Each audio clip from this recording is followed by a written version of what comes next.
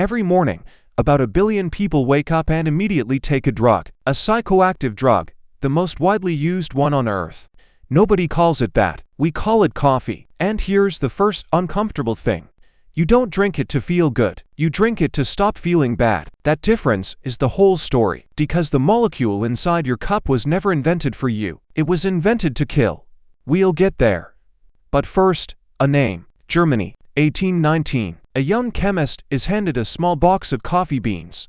The man who gave them to him, Goethe, yes, that Goethe. His instruction was simple. Find out what's inside. His name was Friedlieb Ferdinand Runch, and he pulled out a white, bitter powder. He called it caffeine. Caffeine, one of the first plant drugs humans ever isolated, pure. But to understand it, forget the lab. Go to the plant. A coffee shrub has a problem.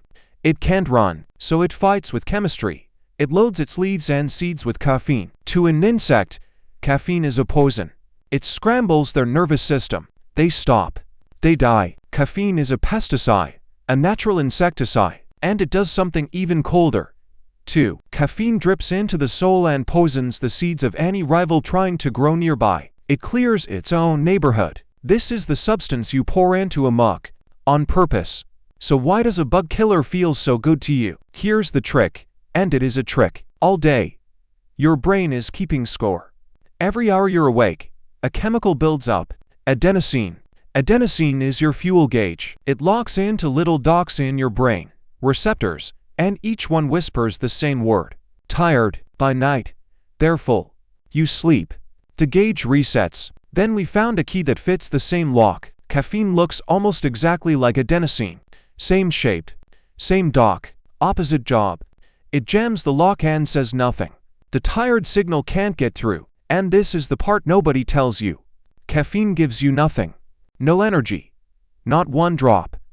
It just hides the bill. The tiredness is still there, piling up behind a locked door. And the door does not hold forever. Caffeine's half-life is about 5 to 6 hours. So your afternoon coffee, still half awake in your blood at midnight. Then the door opens, all at once. That's the crash.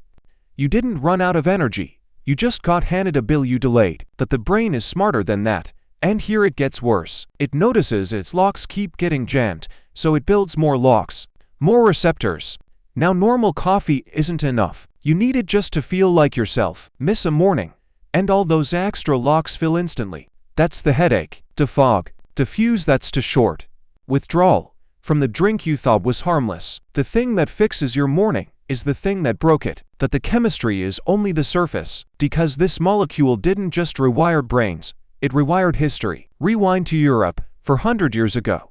The water can kill you, so from morning on, people drink something safer. Weak beer, watered wine, all day, even children. A whole continent, permanently, gently fuzzy. Then, in the 1600s, 2 new drinks arrive. Coffee from the Arab world, tea from China. And for the first time, a drink does the opposite. It sharpens you.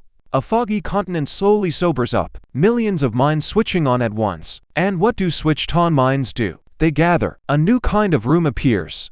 The coffee house. In England, they called them penny universities. A penny bought a cup, and an education. No alcohol, no slurring.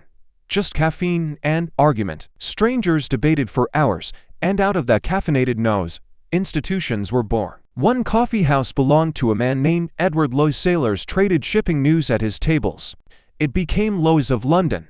Insurance itself. Another back room became the London Stock Exchange. Deals scribbled over coffee still run the planet's money. The powerful noticed and got nervous. In 1675, the King of England tried to ban coffeehouses.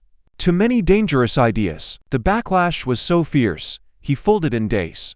You cannot unwake a population. Caffeine had become political infrastructure, but its biggest job was still coming. The factory. Machines don't get tired. Bodies do. The factory needed a body that ran like a machine, and caffeine volunteered. Night shifts, dawn shifts, doubles. The body says no, caffeine says not yet. They even built it into the day, and gave it a name. The coffee break. Caffeine didn't just wake up people, it woke up the economy. But every wake up has a price, and someone always pays it. Your alertness had to be grown somewhere. On plantations, in the heat. By people who never chose to be there. Coffee, tea, sugar, the fuel of the modern day, were built on colonies, on slavery, on stolen labor. The tax on one of them helped spark a revolution. The world woke up, much of the world paid for the alarm clock, and the industry that grew around you learned the lesson. Keep the dose easy, keep the locks full, keep you coming back. A mild, legal, beautifully profitable dependence. So tomorrow morning, when you reach for the cup, remember what you're actually holding. A plant's poison, a locked door in your head, the fuel of empires, factories, and fortunes. You think it wakes you up. It doesn't. It just turns off the part of you that wants to rest. You were never lazy for needing it. You were just handed a world that runs on a drug and told that this is what being awake feels like. You're not waking up. You're being woken.